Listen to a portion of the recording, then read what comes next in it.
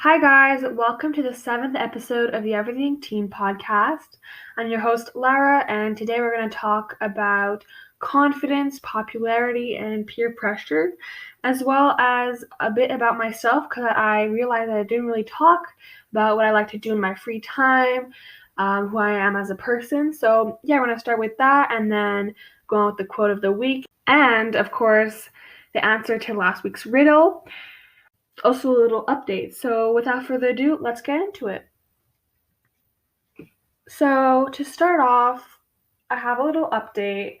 I cut my hair really short, like to my shoulders. I used to be all the way down to my waist. So that was a pretty drastic change. I guess I got bored and tired of my long hair, so I just took a pair of scissors and cut it. And my dad didn't even know I was gonna cut it, and I didn't even know I was gonna cut it until that moment. And so just walked out of the bathroom, and there was this big hairy monster in the garbage because it was like a foot of hair. So that was maybe the highlight of my week. So I'm going to talk a bit about myself and what I like to do because I just realized that all throughout the episode I've just been talking and I didn't really explain who your host was. So I'm Lara, as you guys know. I love to play sports. I love to run, especially cross-country running. I like to learn, especially I like the fields of neuroscience and psychology. Hopefully I'll be a teacher in the future. I'm really interested in kind of education, and I love the color green and blue, kind of like nature colors. I prefer summer than winter. Winter's horrible, except for the holiday, Christmas and Hanukkah. I'm Jewish. Is that too much information? Yeah, probably. But I go to high school. I'm a teenager, obviously, or else I wouldn't call it the Everything Teen podcast. And in general, I'm very tall for my age, I think. I think I'm above average. I don't know. And I have a brother, like you know. And that's about it. I'm a very high achiever in school as much as in personal projects and in sports. So hopefully you know a bit more about myself, and feel free to contact me by email if you need some advice or have any questions or even want to be a guest. I'll send you a Google form. The answer to the riddle last week is an apple day keeps the doctor away. Yay! That was amazing. Very funny. If you don't know what I'm talking about, please listen to last week's episode. At the end of the episode, I gave like a little riddle, stupid little riddle, and so that was the answer. Congratulations to all of you that got it. So I have two quotes this week about confidence, I guess. So the first one is by Mark Twain. So it's a person cannot be comfortable without their own approval, which I think is really true in many aspects of life. For example, when you put on makeup, right? I'm a strong believer that you have to be comfortable with your face without makeup before putting on makeup, because or else you're never going to be able to go outside without makeup and feel confident. So kind of an example of this awesome quote. And it really starts with you being confident and you thinking that you're an amazing person and that you deserve to be here, and that's just kind of going to be a good base for a happy life. And then our second quote is, a flower does not think of competing to the flower next to it. It just blooms. So this quote is a bit cheesy, but I thought it was accurate. When you're pursuing personal projects or goals, focus on yourself and not other people. It doesn't matter, like for this podcast, it's a very, very, very small podcast, not a lot of listeners, but if you compare it to, like, I can't compare myself to the people who have been doing this for half a decade, so it's kind of, I have to focus on myself and don't compare yourself to other people in a bad way, that's unhealthy. it's good to compare yourself, but know when it's going to damage your confidence. So yeah, today we're going to talk about popularity, confidence, and peer pressure. And normally I write kind of a rough script, but today I'm going to try just putting bullet points and we'll see how it goes. I'm kind of nervous because normally when I talk, maybe to my guidance counselor, to my parents, whenever I'm talking about like a serious subject, it kind of just flows out of me and it's really easy to talk about it. But whenever I'm in front of a screen recording, it gets so hard sometimes. Sorry if I mess up a few times, but let's get into it. So first of all, we're going to talk about popularity. So what I've been thinking about recently is what makes somebody popular? How come we all know who the popular kids are without even saying it, right? We don't say, oh, that kid's popular, not that one.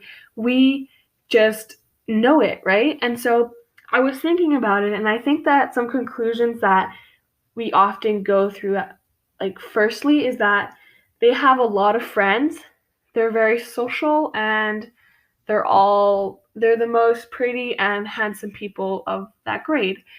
But I feel like all three of these assumptions can be false and often are. Like, first of all, for the pretty, handsome, whatever aspect, I feel like they're as average looking as the rest of the grade, honestly. Some of them are pretty, and some of them you think they're pretty, and others not as much. It's not, I feel like a lot of the time it's because they act really confident in our eyes, so that kind of seems like, oh, they must be pretty then, right? So we kind of assume they're good looking. And so my second point is popularity actually important? So I think that all of us at some point in high school want to be popular. I think that nobody has ever gone through high school and not wanted to be just for a second. It seems like the ideal situation to be in. You have a lot of friends, people like you, you get a lot of attention. But for me, there's a few points on this that I want to just talk about. The first one is when I first arrived to high school. For me, the grade I was in, it was like in grade 7, it looked like for me like a triangle, a hierarchy. Like there was the people at the top, the popular kids, and there were us at the bottom, and I kind of felt like I was in the middle somewhere.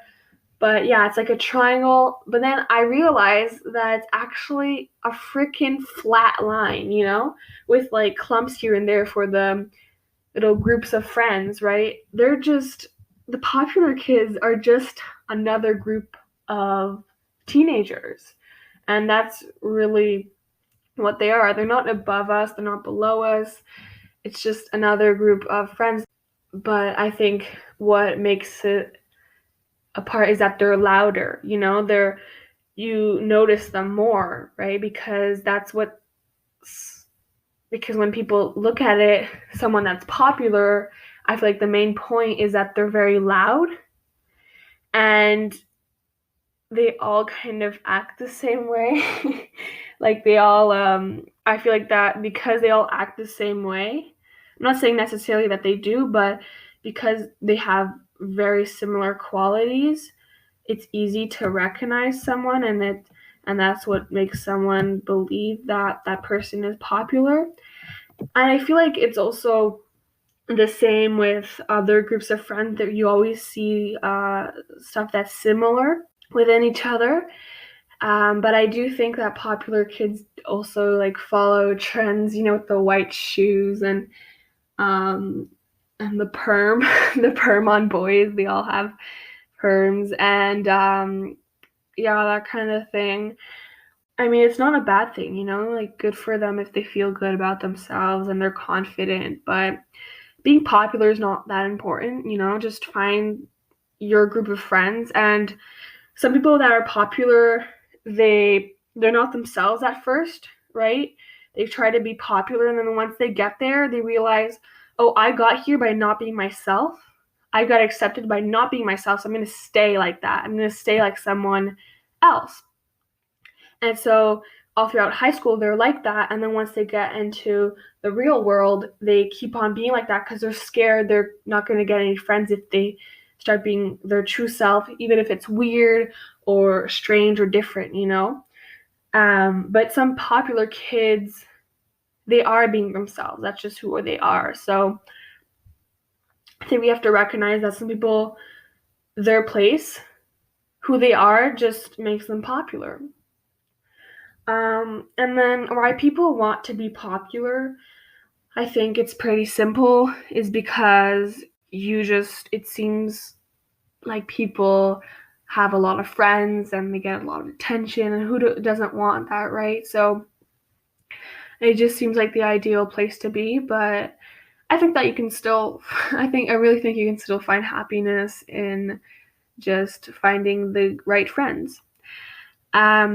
And then what you should really aim for is to have a group of friends that you can feel confident in, happy, and truly yourself, and not be scared to slip up or say something strange or whatever it is that you think is weird. You have to be in a group of friends that won't judge you for it and will still love you no matter what, right? And yeah, also try as many things as you want, even if you're embarrassed of it. If you join, I don't know, Dungeons and Dragons, for example. A lot of people don't want to be part of it because it's very geeky. And maybe you don't see yourself as someone who's geeky, but you really want to join that club. Try it out. You never know if it could turn into a passion and something that brings you joy, you know? And if not, then that's fine. You don't have to do it all the time. You don't even have to do it a second time, right? You can just try as many things as you can, even if they appear silly. Wear as many things as you want. But yeah, that's kind of popularity, in my opinion. That's the kind of rant about it. I have mixed feelings, but I truly believe that once you find the right people to hang out with, you'll realize that being popular is not really important in the end. So now let's talk a bit about confidence and being comfortable in your own skin. I think that every single person in your grade, every single teenager has insecurities, right? And every single teenager, well, not every single one, but a lot of teenagers overthink about how other people are going to react to something. For example, if you trip in the stairs, right? I used to be so embarrassed when I tripped in the stairs, like at school and in between classes. Like everyone would look at me and I'd get so embarrassed and think it was the end of my social life. Like I tripped, I looked ridiculous. But the truth is, no one cares. No one will judge you if you trip in the stairs. Everyone does that. Maybe a few will laugh, but they're jerks. The reason why they look at you is because school sometimes is boring, right? And if someone falls, they're going to look at it because school is just a routine that gets repeated over and over for some people, and it's very flat and boring. And when they see something as little as someone tripping the stairs, they just want to look at it, right? Because it's something different. In my opinion, that's how it is. Correct me if I'm wrong, but that's why we are so in need of like gossip, some of us, because like I like gossip a lot because it's something different and it's something exciting, because school is just the same subjects every 9 days at my school. There's a cycle of 9 days and it's just the same subjects over and over. I took this psychology course online and I forget what it's called, but it's when you get used to something so exciting. Like let's say you get into Harvard. you're super excited. You can't wait to go there. It's going to be a dream. But once you're there a few months, you can just get used to it. And sometimes it even gets to be boring. But when you first got into that school, you were like, how in the heck would that be boring? Like, this is a dream come true. Learning something, anything. Also, another tip for confidence is to find things that you'll do only for yourself, something that you do not for your parents, not for your friends, but really for yourself, that makes you feel happy, that you're passionate about, and that will bring you confidence in the end. Like for me, it's running. I don't run to impress my parents. I don't run to impress my coach even. It's for me, and that it's brought me so much confidence, not just mentally, like after a run you get all those endorphins, but also it's something, if I have a bad day, let's say, I can go on a run and I feel so much more better and ready to tackle that big pile of homework. Yeah, it's really important to find these little things, because I think I talked about this in another episode. I think it was success and failure. If you just have school all the time, then that's the only thing you're focused on to succeed at. But if you have something else, then you can be okay. And then confidence doesn't build from getting others' approval. It grows when you start understanding your own worth and the positive impact you can make on the world. If your confidence always comes from other people telling you, oh, you look pretty today, oh, you're such a nice person, wow, you run so fast, whatever it is, that shouldn't determine your confidence that day or even that moment. You should have a baseline happiness and confidence that comes from you, and then those little things that people say, then that boosts your confidence. But find a really good level to be at already with your own self, and that's really going to help you, because some days people will make you feel like crap. And it's important to keep that confidence that you created for yourself. And then I have a few tips for confidence and happiness. So just in general, be kinder. When you do kind stuff for people, it makes them happy, it makes their day, but it also makes you happy. But try not to do it only for the sake of making yourself happy, but you can be kind in a way that's going to benefit both of you. And then, yeah, even just like little acts. I wave to this lady every single day at my school, and I know it's very small, but we now have a routine. Every time I pass her door, because she gives out the mask, she's a secretary, she gives out the mask to the teachers. And every single time I pass, she knows to wave, and I wave, and it's really nice. And I never talked to her. I only waved to her, and she even noticed when I cut my hair. She's like, "Oh, nice hair today." And like just that little act, it makes me so happy every day, and it's every morning I do it. So it's a little boost to start my day with. And then also at school, talk with people you don't really know.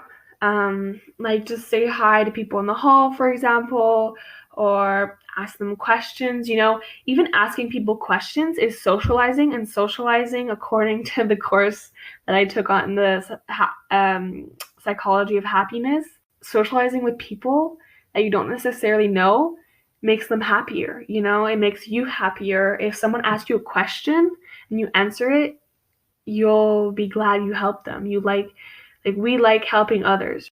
And then also find somebody to talk to about your emotions or how you're feeling, because it's really not good to keep that all bottled up inside of you.